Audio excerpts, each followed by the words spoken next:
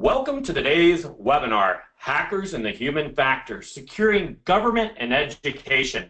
I'm your moderator, James Baker of the Public Sector Technology Exchange. I want to thank everyone from all over America for joining us to what I believe is going to be a very riveting discussion. For those of you not familiar with the Public Sector Technology Exchange, we are an independent forum that discusses the technology challenges impacting government, industry, and education. You can learn more about us on the web or in your favorite social media venue. Before we get started with today's forum, I want to go over a few housekeeping items. This webinar will be recorded and we'll send a link out to all registrants. Your questions are very important to us. Over the last month, we have received a multitude of questions coming in from all over America. We're going to try to get to as many as we can. When the webinar concludes, we're going to kindly ask you to take a few minutes and fill out our survey. I'd like to give thanks to our sponsors. Without them, today's forum would not be possible. I'd like to thank Proofpoint. I encourage everyone listening in to download a copy of the Human Factor Report, the link's on your screen. I'd also encourage you to get in touch with Proofpoint's team about your security needs. I'd also like to thank Palo Alto Networks for being a sponsor today. If you would like to get a hold of Palo Alto's team members, their information is on your screen as well. It is now my pleasure to welcome our esteemed panel. We have some really great leaders joining us from all over America, and I'm going to ask them to introduce themselves. We're going to go ahead and start with Hans. Hans, if you could introduce yourself, that would be great. And there you go, we've got your slide. Go ahead, Hans. Great, James, and thank you for having me today. Good afternoon, everyone, or good morning, depending on what coast you're on. My name is Holmes Olsen. I'm the Assistant Undersecretary of Homeland Security for the Commonwealth of Massachusetts, and I also focus on anti-terrorism and cybersecurity measures here in the Commonwealth as well. I've been with the Commonwealth for just over 2 years now, and prior to that, I was the interim CEO of a small startup company in the energy sector, and before that was working for the Department of Defense in the intelligence community. Thank you. Thank you. Mohammed Malky is working to get on, he's having some technical difficulties, so hopefully he'll join us here in a few minutes. But I'd like to go now over, we're going to head over to the great state of Utah. Dr. Eric Hawley, kindly introduce yourself. Hello, everybody. Glad to be here in this brave world of public sector technology with all of you. We all probably suffer a little bit from public sector technology disorder, just one letter off from the name of this forum. So it's good to have a community. I'm the CIO here at Utah State University. We've got about 30,000 students in higher education. I like to say we've been bring your own device since 1886. The year we were founded, so distribution, technology, decentralization, and securing is a battle that we all work on together in the public sector. And so I'm glad to be among you and to listen to peers and to participate in this forum and community. Thank you, Eric. David, kindly introduce yourself. Thanks, James, and hello to all. I am the Chief Information Security Officer at Princeton University, where I have security responsibility for architecture, engineering, risk analysis, disaster recovery, and training and awareness. In summary, my job is really to protect Princeton from the world, but some days it actually feels like I'm protecting the world from Princeton. Happy to be here with all of you today. We are glad to have you. We're going to leave New Jersey, and we're going to head over to Oregon. Joe, kindly introduce yourself. Howdy, my name is Joe Voje. I'm the Chief Information Security Officer here at Oregon Health and Science University. I've been in this capacity for the last 30 days. Prior to that, I was the Chief Information Security Officer for the City of San Francisco. And I'm excited about this forum as well. There's a lot of great exchange of ideas, and I think as we get into it, you'll hear a little bit about my philosophy and why I'm excited about this forum. Thank you very much, Joe. Next, we're going to head back to California with Jennifer. Jennifer, kindly introduce yourself. Hi, folks. Thank you for having me part of this esteemed panel. My name is Jennifer Chang. I'm the Director of Cybersecurity Solutions at Proofpoint. I've been with Proofpoint for the past 2 years, mostly working with a lot of our advanced threat protection products, including as well as working with our threat intelligence team and operationalizing a lot of the information that we see in our products and working with and hearing from many of our customers in more of a consultative capacity and seeing, what are the threats that are affecting them and how can they best stop them. So excited for the panel. All right. Well, Jennifer, we are so glad to have you. Now we're going to head over to Matt Morton. Matt, kindly introduce yourself. Hi, welcome everybody. Welcome from the home of the College World Series, where we recently crowned the University of Florida as champions. I'm the Chief Information Security Officer and Assistant CIO for the University of Nebraska-Omaha. I've been working in security for many years and also in the sidelines of security for many years as well. I participate in a lot of board activities in the area and trying to promote better security around the Midwest, and I'm glad to be here today. It's going to be an interesting discussion. Thank you, Matt. I'm going to now head to Los Angeles. Jorge, kindly introduce yourself. Good morning and good afternoon to everyone. So my name is Jorge Matta, and if you read through my bio, you'll realize that I'm also a product of the community colleges. So I'm the Chief Information Officer for the Los Angeles Community College District. I like to say that we're the best community college district, and we serve the top 100% in the nation. We are composed of 9 different colleges over the greater Los Angeles area. One of our big initiatives is basically reconstructing more than half of our infrastructure. So we've, this bio says $6 billion, but since then we've actually gotten another $3.3 billion bond pass. So we got close to $10 billion worth of construction going on. And it helps us touch everything, but it also makes us cognizant of the challenges in securing all these new high-tech buildings. So anyway, welcome everyone. Thank you, Jorge. Rick, kindly introduce yourself. Hey guys, I'm Rick Howard. I'm the Chief Security Officer for Palo Alto Networks, and if you think you have a challenge, try being a security officer for a company that is mostly security engineers, because they all have an opinion. I'm overall in charge of security for the company. We do have a CISO and a physical security person. They do all the hard work. I just take credit for it. I am in charge of the company's threat intelligence team called Unit 42. And thank you for having me here today. Rick, I am glad to have you on the call, and I'd actually like you to stay put. The first question for today's forum I'd like to ask you, and this is one that actually came in from several people around the country. So many government and education organizations manage a ton of security products. And I'm guesstimating here, but small organizations may manage 15 to 20 products. Mid-size can be anywhere to 50 to 70 products, and larger organizations can be anywhere from 100 to 150 products. So the question is, how do organizations integrate, maintain, and keep their staff trained on all the security products that they manage? Yeah, it's a great question, and it's a trend in the industry that, when I started doing this back in the 90s, the security model that we all paid attention to was something called defense in depth. And when we explained it to our bosses, it was a very complicated system of overlapping circles of security, but really what we all had was 3 tools. We had an antivirus system, we had an intrusion detection system, we had a firewall, and we called that defense in depth. And it worked for a while, but it didn't work for the advanced adversary as they matured. Mature adversaries could pretty much get around any of those kinds of systems. But it's all we had.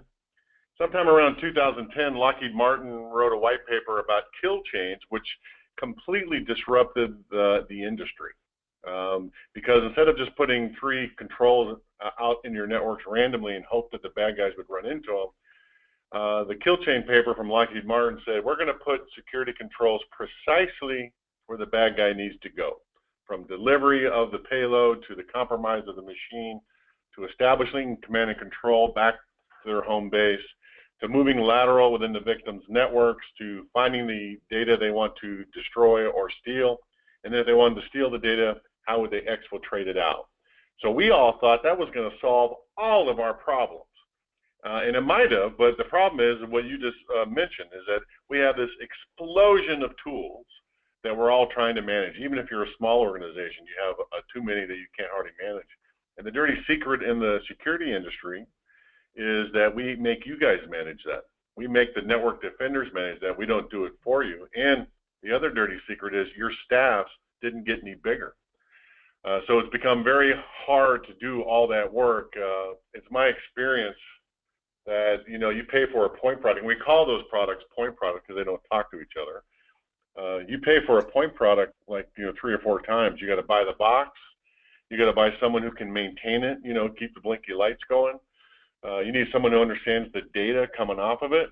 And then you probably need someone back in your SOC who can stitch all 15 to 20 tools together and build some sort of comprehensive adversary threat picture, which nobody has any resources to get that done. So we've made it too hard to accomplish this. Now, the vendor community realizes this, and what the latest movement is something called automatic orchestration, where the single vendors are trying to do most of the work for you so you don't have to do it, and that the work that they don't do, they're trying to integrate that with the other security vendors so that the network defenders don't have to do that themselves.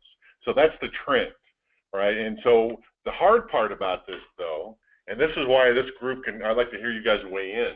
This is a difficult problem for old-timer network defenders to get their heads around, because it goes against all the best practices that you learned in your career.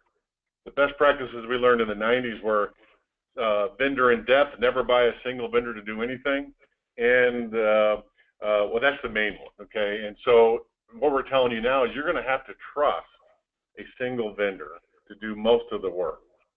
But if you do, there's all these benefits that happen. Automatic updates to everything that needs to be protected. You're going to get a deal on the price tag, all those kinds of things. So it is absolutely the right thing you're going to want to do going forward. But for old timers like most of us on this panel, okay, it's hard to get your hands around that. And I'll just pause and see if you guys have any questions about any of that. Yeah, and I'll also chime in. I'd like our other panelists to weigh in. But, you know, Rick, we had a multitude of questions that came in with just that, you know, I'm under budget, understaffed, what am I to do? So would anyone else on the panel like to weigh in on that question that I asked Rick, which was really, how do organizations integrate, maintain, and keep their staff trained on the security products that they manage? So I can comment a little bit on that. This is Jorge Matta. I think Rick's addressing, you know, that dirty secret that it really, there's no way to keep up with this. Even the organizations that are trying it, they're going to have brain drain as people move on to other organizations, and they're going to constantly have gaps. And it does run contrary to our philosophy that we were brought up with, that, you know, you don't give someone all your money or all your love. You know, you can't just trust one thing. There's that lock-in. But on the other hand, if you look at the trends in technology right now, cloud, it's a game changer, because before, locking into a particular vendor without cloud or without this automation meant that you were locked in forever. Now things plug in, and frankly, if that product doesn't work, you can plug in the next one. So I think we have to reevaluate kind of our traditional thoughts. The risk is still there, right, of the lock-in, but the capability to move to different platforms is much greater now. And so I think that should be weighed in our decision making. I'm glad you said that, because, you know, that it is a risk question, all right? So is the risk of choosing a single vendor or a small set of vendors greater than the security that you might get through an automated system that you were describing, right? So, yeah, and we have to weigh all that, and it is, what you said is absolutely correct. The only way to get through this is to automate everything and to make it as simple as you can. So I believe it's the future. Anyone else like to chime in on that? Yeah, this is Matt. You know, Eric, you're absolutely right that it is a risk calculation. One of the things that I would say to Rick, you know, is that, you know, orchestration is what we need to be doing, but we need to also make sure we've got the transparency and the open standards behind that, right? That's how you build that trust, so that you reduce that conversation about the risk of going with a single vendor. That is absolutely true. You have to, I mean, we're talking about establishing a partnership with that vendor, okay? Not a he sells stuff to me kind of relationship. This is somebody you trust, right? Someone you're going to be with them for a long time, and you're going to benefit when they succeed. So it's kind of a mutual thing. So you're right. All that has to be very transparent. All right, excellent discussion. Anyone else before we move on to the next question? This is Eric. I'll just pipe in. You know, on talent acquisition, I compare this trend to trusting more of the automation, business intelligence, and these advanced products. Compare that a little bit to programming. Imagine if we had to develop in assembly and we were doing shift registers. We'd be slow. We'd never keep it up. But as the products develop, become more automated, become easier to use, I think that's what we have to keep in mind, that it becomes easier to assemble and use these as platforms, and you let the brains of the automated system do that work. And so I'm always looking for products, technologies, and solutions that push us up the layer stack so that I don't need to maintain that deep assembly level of knowledge. And so I appreciate the products that are heading that direction. Thank you, Eric. That's an excellent point. I really like that. And then I think the best practice that emerges, though, after if we jettison vendor in depth, okay, the one that emerges now in this modern age is you should seek vendors who integrate, who subscribe to the automatic orchestration philosophy and integrate with other products as a matter of course. So that would be the new best practice. Rick, kindly just take a moment. I put up on the screen for our audience all over America to look at. You wrote a very interesting white paper that I think is worth mentioning. Just kindly take a quick moment to tell our audience about that. And I have the link there on the screen, so I encourage everyone to look that up.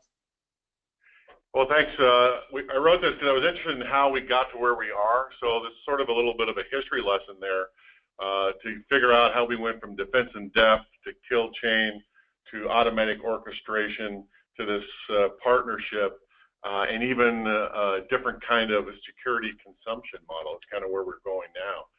I just tell you one short story here, right? I was trying to figure out who invented the term defense in depth, and everybody claimed ownership of that, but I couldn't find anybody that would actually justify that they get credit for it. I put it out on social media, and all the military people came out and said, "Oh yeah, we invented defense in depth back in the 2000s," and I realized that's way too late. I finally found a guy by the name of Fred Cohen.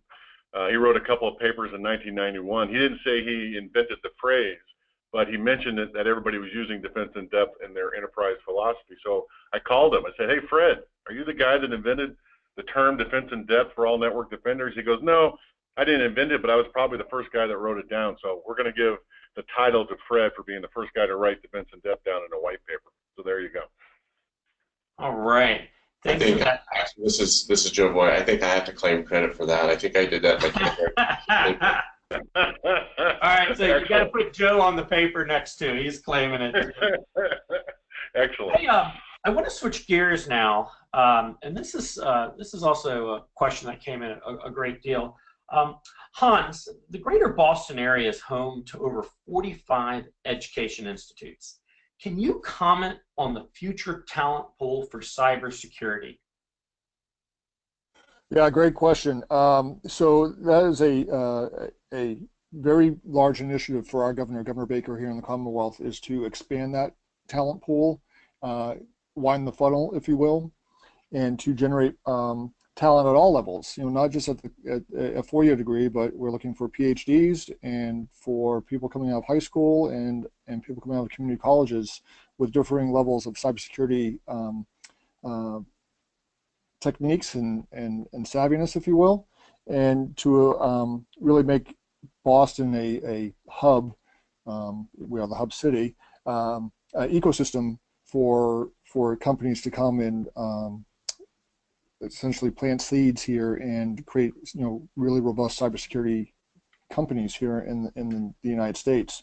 So working with a number of institutions, a lot of schools have stood up cybersecurity programs.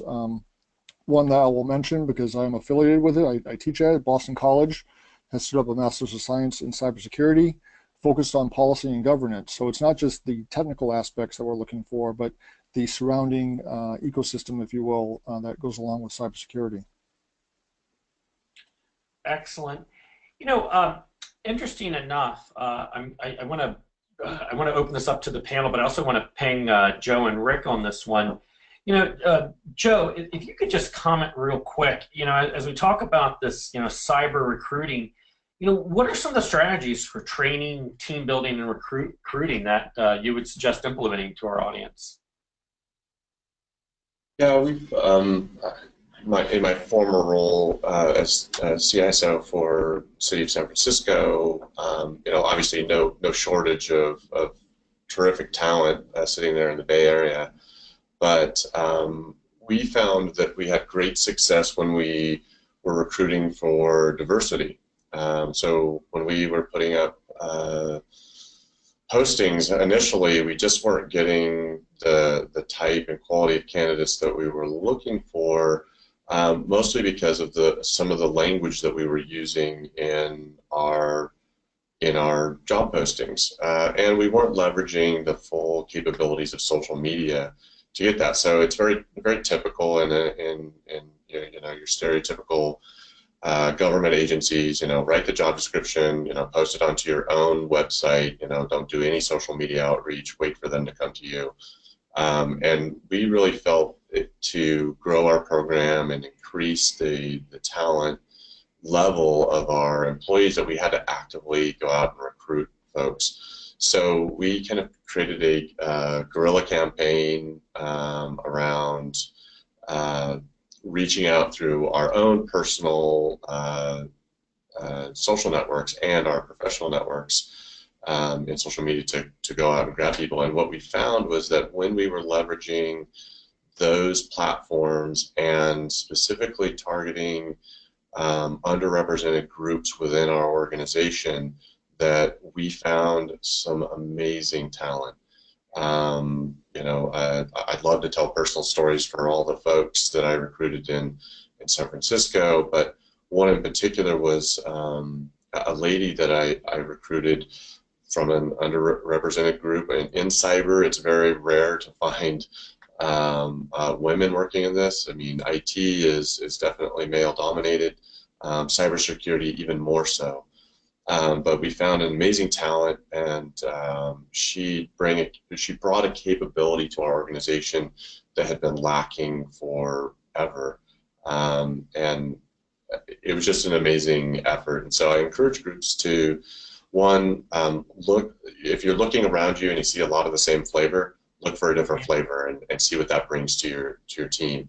And then, you know, don't forget that you're competing against a lot of innovative tech companies who can provide pinball machines and popcorn and open bars and all of those type of things, and you typically don't have that in your organization as education and government. So you really have to think outside the box to find that talent. Well, and speaking of the box, I want to talk about the cookie box, one of my favorite things with Girl Scouts.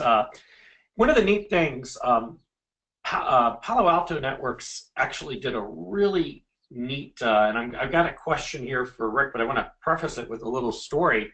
I'm an Eagle Scout, and back when I was in Boy Scouts in the 80s, we had a friend of our troop, John Witt, that took all us kids into Honeywell, and you know, and we all remember where computers were in the 80s and how they morphed in the 90s, but it absolutely matters. So, you know, this is just an announcement I saw on Palo Alto's website, but Rick, talk a little bit about this. What's going on with the Girl Scouts? And, you know, most of us know them for the Thin Mint cookies, but you all are definitely ratcheting it up quite a bit. So kindly talk about it. Yeah, well, to piggyback on what we were saying before, the shortage of women in our industry is just ridiculously stupid, all right?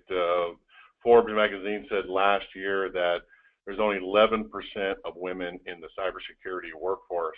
And if you add a minority on top of that, if you have a black woman or a Hispanic woman or any other kind of minority, that percentage drops to under 1%. and you all know how much the shortage of qualified cybersecurity personnel there are.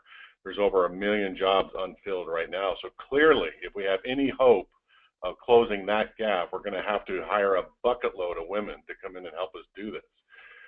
So we've known about this problem for the last 5-10 years, and we've been admiring it for a long time.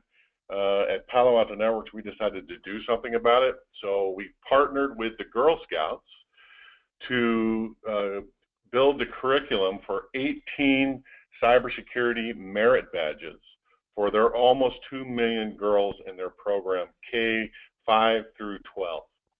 All right, and it's going to be roughly divided between 2 buckets of instruction, online safety, and then just general purpose network defender kinds of things. And this is us stepping up and saying we think that this is a problem we can solve. We have to inject these kinds of leadership roles and technology roles for women and minorities in our industry, and we can definitely influence it by going right to the Girl Scouts. The Girl Scouts have a phenomenal program. If you guys have never paid attention to them, they have a fantastic infrastructure for developing content, instructional content, rolling it out in pieces as a test bed, and then rolling it out to all the Girl Scout troops leaders so they can train their troops and get the merit badges. It's really phenomenal, and I'm so excited that I've worked with a company like Palo Alto Networks who can invest in something like this as a long-term game. I'm very excited. Thank you, Rick.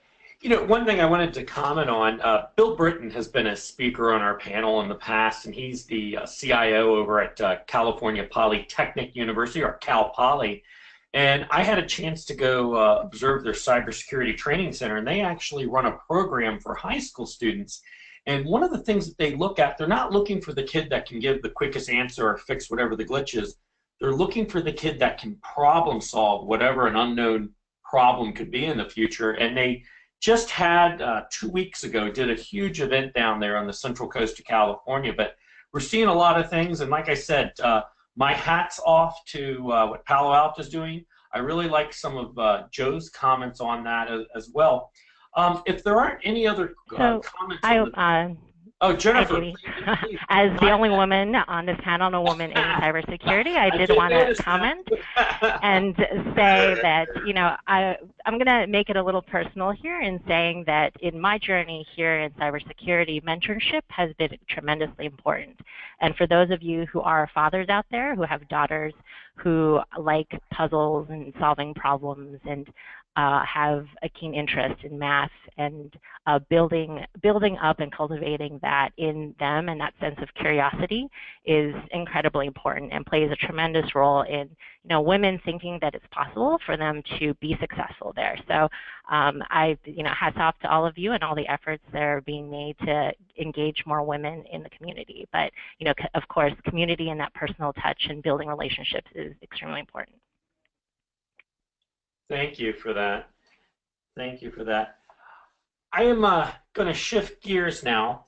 My next question is for Eric. Eric, recently your university was compromised by a hacker going after credentials for employees' payroll direct deposit. Can you talk to us a little bit about what happened and how you all were able to remedy that situation?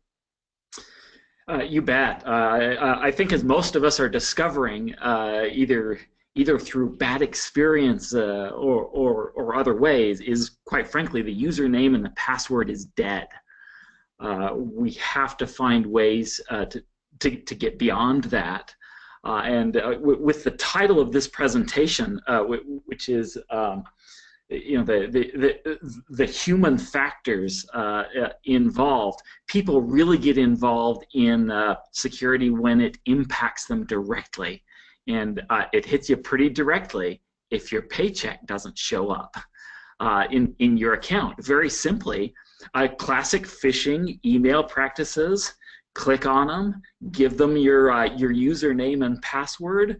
Of course, in enterprise, we tell people, well, don't share your password anywhere else. While at the same time, we're enabling single sign-on like there's no tomorrow, kicking ourselves in our foot. So they get a username and password, log in, electronically change a direct deposit entry inside the HR system.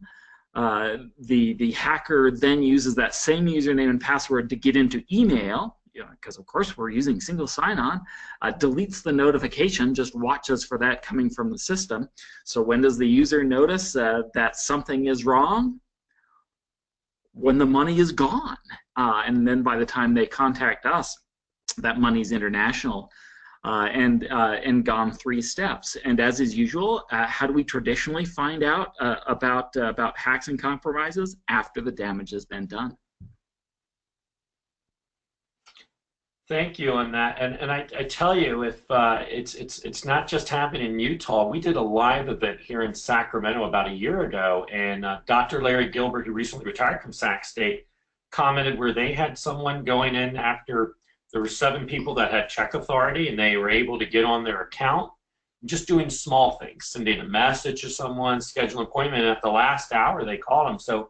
And again, many times that is the hard part. People get in your network and then they move all around. I wanted to talk to you, and I'm also going to ask Mohammed to comment on this too, though. Your university recently completed an implementation for dual-factor authentication for your employees. What I want you to talk about, not only why you did that, but many times we have with our audience today, I'd say about 80 to 90% of them are either in a government organization, K through 12, or higher education. And typically, when you try to present an idea to government, there's an information review board, a board of directors, sometimes in university systems. So I'd like you to talk a little bit about, I've got a couple slides I'll put up here, but about how you got, I believe there are 8 schools in the Utah university system, how you decided to do this and how you got everyone on board with it. Right. Well, the start of the 12-step program is recognize you have a recognize you have a problem. When we talk about the hacking of the payroll direct deposit, we regret those hacks, but there's nothing better than real experience to drag that along, to get people interested and paying attention. So we knew username and passwords were dead, and we love to present data to folks, help them understand. People understood the problem because people understand phishing, and because of the direct deposit things, they understood the need to do something about it. Now the question is, what do we do? So we started presenting a lot of data. We joined together as a group of 8 CIOs here in the system of higher education in Utah, and we zoned in on some data out of the 2015 Verizon data breach investigation reports that evaluated 80,000 security incidents across 61 countries, and as they categorized these, they mapped a lot of the compromises to the SANS top 20, the CSC security controls, the top compensating security controls. James, if you'll flip to that slide, the one right after this one. So there we go. From top to bottom, they allocated 100 points to the ones that, if they had been in place, which ones would have been most effective at preventing that particular compromise. And the top 2, blowing every other control out of the water, was dual-factor authentication, and on the back end, keeping your web services patched. And so at this point, all it took was telling a story. We'd go to administration, we'd go to folks and say, hey, username and password is dead. So if we do dual-factor authentication, why is that so effective? Look, if I give my username and password out to the entire country of Russia, and I've got dual-factor authentication in place, my Apple Watch will beep, my phone will beep. If that wasn't me trying to log in, I can hit the red button and deny it immediately.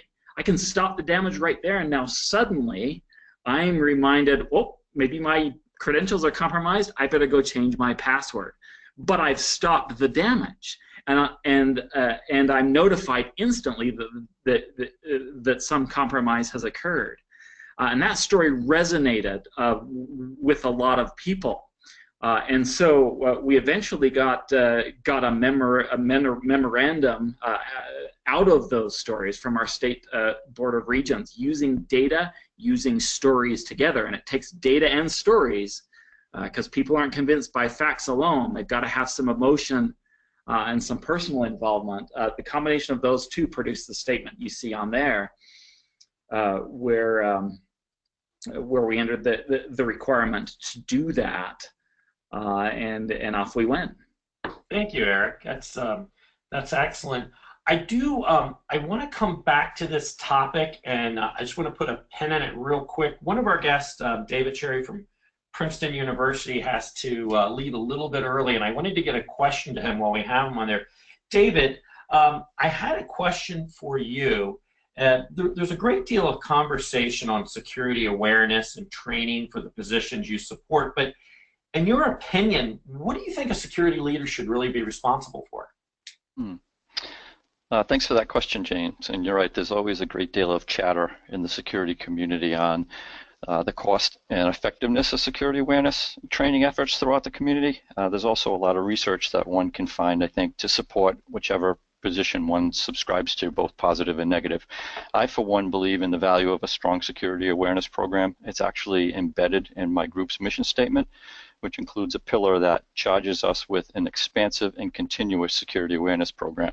I also have a staff member dedicated to this full time, which I believe is the key if awareness and training is to be done with excellence.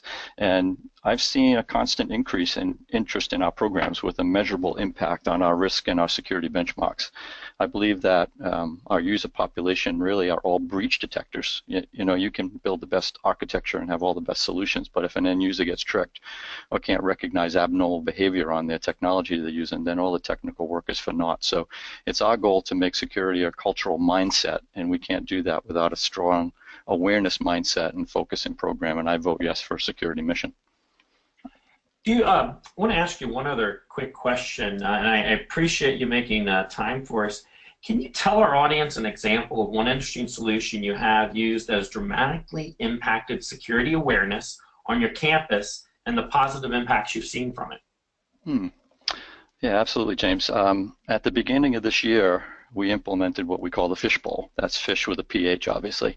The university's under a constant stream of phishing attacks, and the scammers are making the email attacks look more and more credible, many of them looking like they're coming right from a Princeton account with a Princeton website.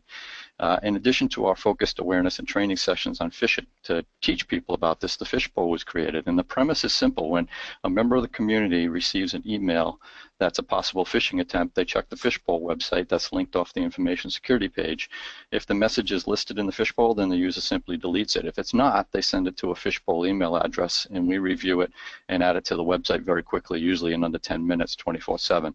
And we've seen a decrease in the number of clicks on phishing attempts because of this, as well as a dramatic number in the amount of compromised accounts on our campus. And our website analytics show us that the Fishbowl page is one of the most frequented by our entire community. So I'm all about training our population on knowing what's normal, giving them a quick and easy way to report when something doesn't feel right, and the Fishbowl fits this formula and has been a great success to my mission in Princeton overall. Thanks, David. I appreciate that.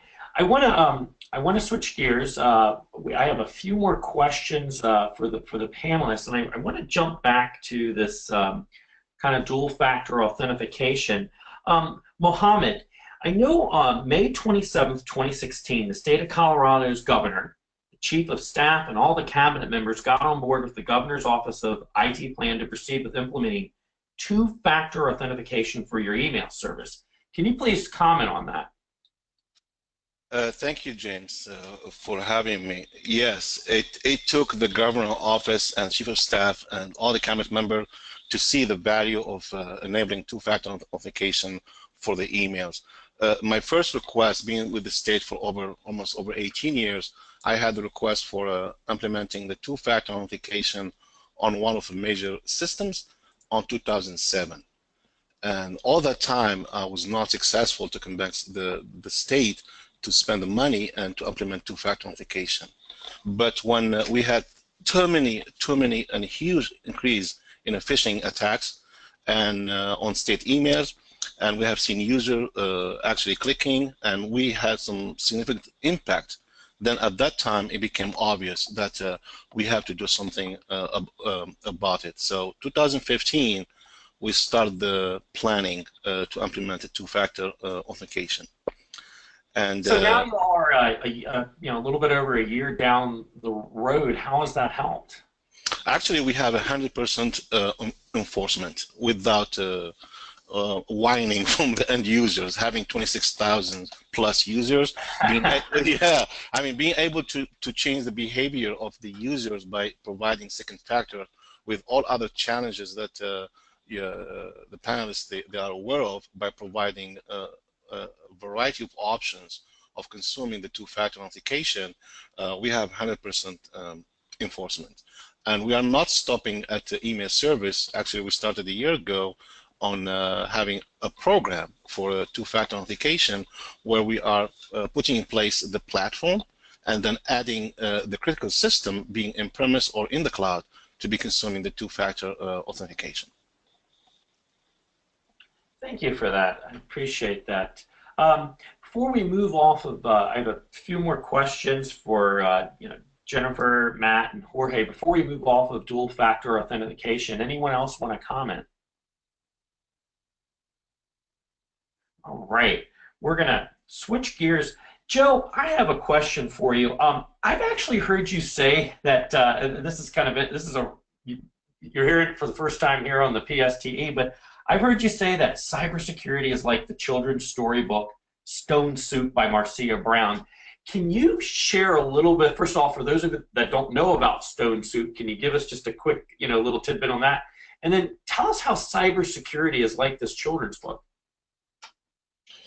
Yeah, it actually has multiple origins, all over Europe, all over Asia. So I don't think we can attribute to any one person. I don't think it's ever been directly attributed to a single author. The basic concept of the story, and there's different versions of it, is that a beggar comes to town. It's hard times. And they go to the door and ask someone for food, and they go door to door to door. Everyone is holding on to their own resources. They're very, it's hard times. So in an attempt to get fed, they go to the town square. They find a little cauldron. They fill it with some snow, and light a fire, and it's basically just boiling water at this point. And then they're sipping it, and people are curious. Why is this person boiling this water, right? Comes to them. He takes out a magic stone, or this stone, and puts it into the water, and says, "Oh, you know what? This soup is very, very good, but it could use some carrots." Someone disappears, from the crowd, and runs and grabs carrots, brings back, and then the process repeats. Hey, it could use a little salt. It could use a little potato. It could use a little meat. And everyone's pulling their resources is basically what's happening. So this whole community, even though they're all very impoverished, when they come together, they can create this delicious soup and nourish everyone, and everyone's better for it. And that's kind of the state of cybersecurity in many regards, especially in the public sector. Is we have a lot of great tools. Like I love David's Fishbowl story there. I took quick notes because I think that's something that we could use here.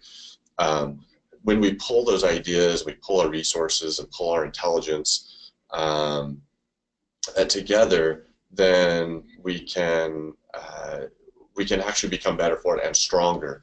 And so I'm a big advocate. When I was at the city of San Francisco, we were 55 different departments united only in name. We did not coordinate efforts from a technology standpoint or cybersecurity standpoint. And so I used this Stone Soup philosophy to try and get those 55 departments to start trusting each other and sharing the good ideas that they had individually within IT and cybersecurity. And what I was able to achieve within my tenure there was that we broke down a lot of walls really quick. We started deploying things centrally with a decentralized execution so that people could still use these powerful tools but use them in the way that they wanted, because otherwise we were all individually procuring, and vendors, they'd love to sell it to you 55 times, but it's a lot better when you can buy maybe something on an economy of scale and get some of the bigger toys, the more capable toys, rather than the entry-level model that you can only afford with your limited departmental budget. So we started to do a lot of that work, and some areas we were very successful. In other areas, we still had a lot of room to grow. But this can be done in anything from training efforts to procurement of tools, to policies, to just simply great ideas on how to approach training and awareness. So I kind of encourage folks. That's why I would get excited about these type of these forums, because it is an opportunity to learn from each other, take great ideas away, and then potentially contribute your own ideas and successes to the group, so that everyone grows from them. So that's my stone soup philosophy, and why I try and advance that in the communities that I happen to work and live in. Thank you, Joe. And for our audience listening in all over America, we're right about the tip of the hour, and we're going to try to run things another 15 minutes. I have some questions for Jennifer, Matt, and Jorge. So, and as we move off of, I love the stone soup philosophy, and I too love the fishbowl. You can't see me in virtual, but I've been taking a lot of notes too. This information is excellent. But Jennifer, one of the things I want to talk to you about is threat intelligence has become a buzzword among many vendors. But what does it really mean to an organization? What is the real significance of having some kind of threat intelligence? And what does it really matter to, government, higher education, K through 12? Please comment on that. Sure. So first of all, I want to distinguish the difference between threat data and threat intelligence. And by threat intelligence, what I would say is true threat intelligence is where the data has been qualified, likely by a threat researcher or an actual human being looking at this information. The second piece being that it's representative of your organization, that as you're looking to operate, you can operationalize that, and that's really sort of that third point. This information can be acted upon, right? Meaning that you can use it to create a signature, rule, configuration, whatever it may be, to stop that future threat from the same campaign, using the same indicators of compromise to ahead of time, right? So really, not all security vendors have a rigorous practice of qualifying their threat research, and most of that threat research doesn't even necessarily make it back into the products that they provide. But as Rick mentioned earlier in terms of automatic orchestration, a lot of that is an effort to, what can we do to operationalize threat intelligence, threat research, or data and information? But it is always, at the end of the day, up to the organization to make that applicable to you, and ultimately, what is relevant to your user community. So I'd say that this is really significant in GovEd because, the technical nature of threats are really no different than other industries, but the dynamics of your user community, the open infrastructure, the types of data that you need protecting is really what sets you apart from other industries, and having sort of that additional context to be able to operationalize that information is really key. And one of the things that we do, at Proofpoint, one of the things that we're doing is, as we look at the threat landscape, broadly speaking, how do we segment that data to make it more meaningful for our audience and our customers in looking across industries or geographies. And so this is actually one of the great areas where, you can partner with your vendors or solution providers, because while we may have that information there, we often have conversations about how to best derive the data to apply to your tools based on how you want to ingest that information and apply that to your organization. So the analogy that had been shared with me by our threat research team was actually, when you think about threat intelligence provided by either feeds or other sources, you can think about it as asking a home cook to cater a wedding, right?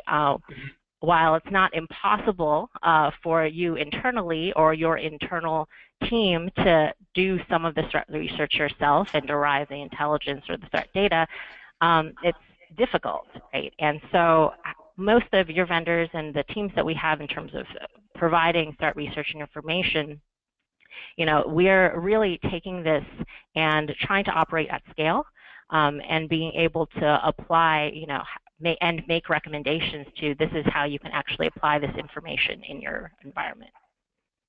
Thank you for that. Yeah, Jennifer, one of the overwhelming questions we got in, because just about everybody, I mean, everybody in the world uses Microsoft, you know, we got a lot of people about how to, you know, what do I do with Office 365 and cybersecurity? Could you just take a quick moment to respond to that? And like I said, we had several questions from all over the country come in on that.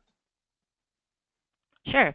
So we actually hear this across all industry, and possibly especially in higher education, where they're moving a lot to cloud platforms, and this is also true of people who are moving to G Suite. So this is where, you know, cloud security really means more than just looking at the cloud application itself, right? And earlier, I think it was mentioned where we're looking at sort of diversification of risk, and, you know, putting all your sort of eggs in one basket, so to speak, is not necessarily in the best interest of everyone in the organization. So, you know, really being able to determine, you know, the decision to move to Office 365 is typically driven broadly by IT and for collaboration purposes.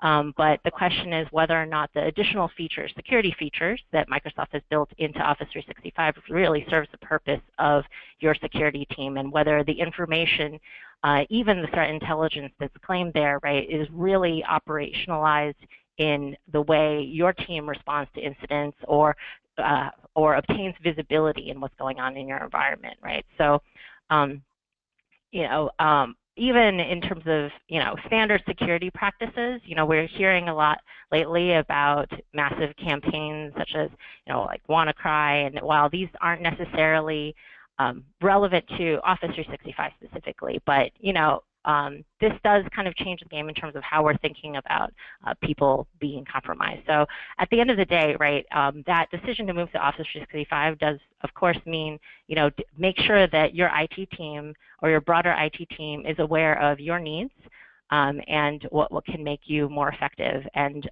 not only on the security side, but on the compliance side, and understanding, you know, what kind of visibility you can truly get and whether you can actually act on it. Thank you, Jennifer. I have a couple questions for Jorge and Matt. I know this hour is going really quick, and I tell you, Jorge, I could ask you about 20 questions, and if you all get a chance outside this event, take a look at some of the unique things that the Los Angeles Community College District is doing. They are innovative. I will tell everyone this, I'm here in the Sacramento area, and there was an assembly bill passed, and what's happening right now in California, we have, I think it's like 23 university systems that get all our funding, and we're having trouble because so many people are applying to get in. California is a big state, and they've started doing pilot projects at community colleges where they're going to be offering four-year degrees, and Jorge's school's doing that. And essentially, this is going to blow your mind for anyone that has a kid in college like me. You could go to Jorge's college and get a BA degree for under $10,000. And I know there's a virtual shock that just went around the world. What? So Jorge, you might be getting some emails on that, but what I wanted to talk to you about, and before I do this, I want to preface the demographics that you handle. And if you haven't driven through Los Angeles, it's massive. The Los Angeles Community College District has some unique demographics. You have over 250,000 students, 900 square miles of campuses through 9 colleges. And your team back in December had a cyber attack. Please tell me what happened. I mean, cyber attack in this huge area. Tell us what happened and how you were able to remedy the situation. Well, yeah. So a couple of things. One is I think there was the human element is that we were targeted. You know, someone understood that this attack happened during the holidays. So, you know, going back to staffing, when are you going to be at your weakest, right? They know that if you're by yourself. But a lot of things that we had put in place kicked in, and we were able to quickly execute our plan. So I would say that something that was extremely disruptive did not turn into a tragedy. I think that's a lesson learned in all security planning. You know, the board had me in front of one of their committees, and they said, "Can you assure us that you can protect all our information?" And I said, "No one can give you that. I can assure you that we have a plan that we can improve, that has been demonstrated to be successful." The attack was it was a ransomware, but it was a very different type of ransomware. Typically, it's someone who's clicked on a link. This one had an element of brute force in it. And one of the lessons we learned was compliance is not security. So we passed the audits, but the threat agents are continuing to improve. And some things, though, it's kind of like a low-level fever you can think of. If you don't pay attention, it could turn into something very traumatic, and that's what this was. It was someone taking advantage of something and then getting into something and causing disruption. Now, thankfully, the fact that I'm still a CIO tells you that there was no breach of personal information, which is good, right? We got a lot of there were a lot of tough moments, a lot of tough questions, but we had all the data, and so the legal teams were involved. But it was very traumatic for the organization, I would say. But it was very helpful in, you know, what my peers and this panel have been describing, in getting a very personal story to the board, executing on those recommendations that we know are best practices. You know, so all these things about two-factor, those have already been vetted. Let's execute them and then prioritize them. They were a little surprised when I came back, and they're like, "Well, Jorge, how much money do you need?" And I go, "I have about 6 months of work that doesn't require any money. It just requires you to charge me with that responsibility."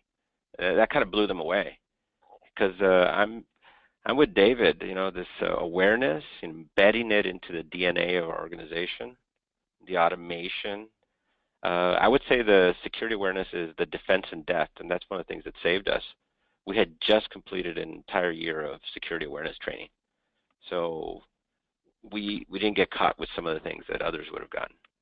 So I think you know, as we get such a diverse group of people here, we have to protect all types of people. And frankly, you know, the more affluent you are, you have more ability to recover from a cyber attack. But we have a lot of very vulnerable groups that seek our help in education. To them, I mean, losing $1,000 from their checking account could mean the end of their way of life, right? To someone else, it may be, you know, you don't go to that vacation. So we have I would say, a higher level of responsibility in protecting all of these identities. I have 3.5 million identities online, so wow. It's something that I think about every day. All right. Well, thank you for that. Folks, I want to take a quick pause to our national audience. I want to be mindful of your time. I know we had said this is a 60-minute webinar, and we're pushing on it, but I'm going to ask our panelists to stay with us just another moment. Our audience that's come in through America has not budged. This is a riveting conversation. I wish we could go longer, but one of the reasons I saved Matt Morton here towards the end of it is this next part we're going to talk about is a little bit different. We've been talking about cybersecurity, but we're going to talk about what happens when it goes after your buildings, your infrastructure, your irrigation system. So I have one last question for Matt, and if you all could just stay with us about 10 more minutes, we'll try to wrap the event up. Matt, last year we saw the Mirai botnet attack on Deutsche Telekom in Germany literally go in, use the Internet of Things to attack the organizations. As organizations look down the road where future attacks can happen, please comment on the relationship between cybersecurity and physical systems that operate things like buildings and irrigation systems. Thanks, James. You know, I think that we can think of multiple large-scale breaches that began as an intrusion on one of the industrial control systems or a secondary system that was not the primary data repository, right? And I think we're seeing that now, right? I mean, nobody's mentioned the word NotPetya, but that's a that ransomware attack that's occurring mostly in Europe, but has hit the United States, is coming into organizations on things like, for example, manufacturing plant floors, hospital entry points, that are starting with systems that are not protected. What we've done is we've started a research institute, and that research institute looks at this cyber issue when it crosses over to the physical world. So things like you said, buildings. Are the building control systems that control the blinds, for example, or the heat or any of the cooling, are those exposed? Now, of course, your facilities folks always say that they're not connected to the internet, but I think we know that sometimes that doesn't always work out that way. And yeah, and I mean, even in our houses today, our TVs, fridges, I mean, there's so many, areas to control. It is growing. Yeah. Yes, it is growing. When they buy that equipment, when you put up a building, it's a 20, 30-year investment, right? And so if you put the IT for that building, and that is not going to be refreshed for another 20 years, there's a lot that changes there, right? And so a lot of the ransomware and things that are happening, they're targeting systems like XP, Windows 7. Well, we all have moved on from that except for these control systems, and I think that's evident. Cadbury Chocolate just released today that they were impacted in Australia by this, and so that kind of shows you. Interesting. Yeah, so that kind of shows you the risk there, right? And then it crosses over then into your people. We've been talking a lot about hiring and how we hire those folks, right?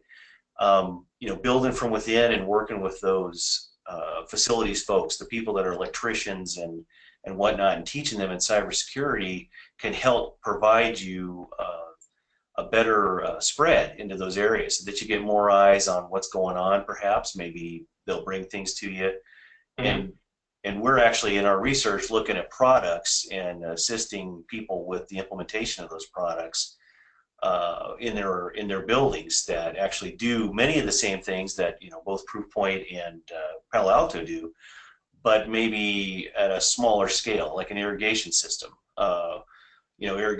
If you miss water something, maybe that's not that big of a deal, except, for example, if it's a large farm and those farms are providing the food for our country, and right, it over fertilizes it and kills those crops, right? So I mean, there's a lot of crossover into our physical protection area in this area.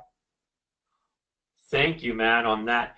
Folks, I know our time's getting tight, but I would like to give, we're going to wrap up here in just a moment. I have a few closing remarks, but I'd like to give our panelists just an opportunity for a quick closing remark. We'll go around the horn. Hans, if you just had some closing comments, and then we'll go around everyone for just one last word before we wrap up today. Hans. Thank you very much, Jim. This has been a wonderful discussion, and thank you to all the listeners as well.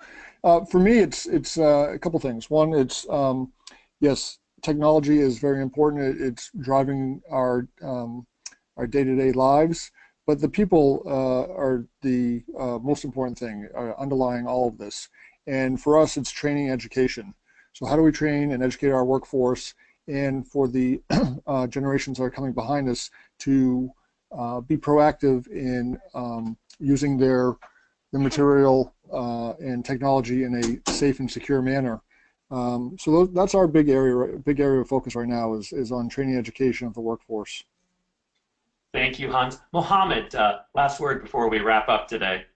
Thank you, James, and thank you for having me. I think if I want to share anything for our success here with the state of Colorado is shifting how we look at the users from the weakest link that we always like to call our users the weakest link. We want to call them the human IPS and IDS. Basically, they'll be the one who will help us to uncover any suspicious activity and give them a mechanism to report that so we can take actions. Okay, thank you. Eric. Stone soup, amen, and have humans help. I think a lot of us are stealing stone soup after today. Stone soup and fishbowl were pretty neat ideas there, and I agree with that. As I mentioned to everyone too, David had to leave for a call, so we'll jump to Joe. Joe, last word there. I just appreciate the opportunity to grow my professional network here, and hook up with some great thought leaders in the industry. I hope that everyone listening in has learned something or gotten something out of it that will help improve their program incrementally, and be safe out there. Thank you. Jennifer.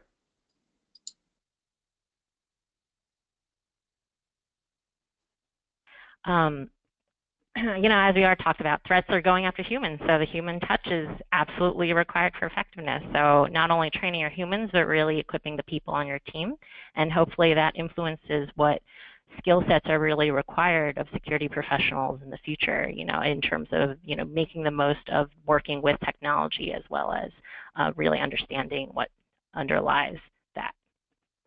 Thank you. Matt. Yeah, thanks, James. Appreciated listening to everybody today. It's been very enlightening. I would just say, you know, focus on fundamentals, right? That's the key thing there, is building that operational excellence and working with your people and building them and growing them so they not only stick with you, but if they do leave, they at least contribute to the larger cause. I appreciate that, and I tell you, you've got me intrigued. We might be doing some future PSTE events on physical building security. Again, it's a really riveting discussion. Jorge, last word before we wrap up today. I'm just say that all the things that I've learned today are very compelling, and it just kind of drives the point of automation and scaling, and that this is kind of a continuing journey. You know, whatever you know right now, be ready to reevaluate it periodically. Make sure it's That's for sure. That is for sure. Thanks on that, Jorge. Rick. Two quick things. Support your local Girl Scouts and seek vendors who integrate. You are pursuing automatic orchestration as fast as you can. All right. Well, hey, I want to thank you, our audience, for staying with us. I know we went over a little bit, but we had a great amount of people coming in from all over America. You can hear the virtual clapping, but I want to thank for our esteemed panel. You all were brilliant. I want to thank our sponsors, Proofpoint and Palo Alto Networks. We have some upcoming forums with the PSTE. They're on your screen, and we'll certainly notify you about those. Again, if you'd like to get in touch with our sponsor, Proofpoint, their team is on the screen right now, as well as Palo Alto Networks. If you have an interest in being a panelist or sponsoring a future PSTE forum, please contact me, James Baker. On behalf of the Public Sector Technology Exchange, I want to thank you for joining us for Hackers and the Human Factor. I'm James Baker. Make it a great day.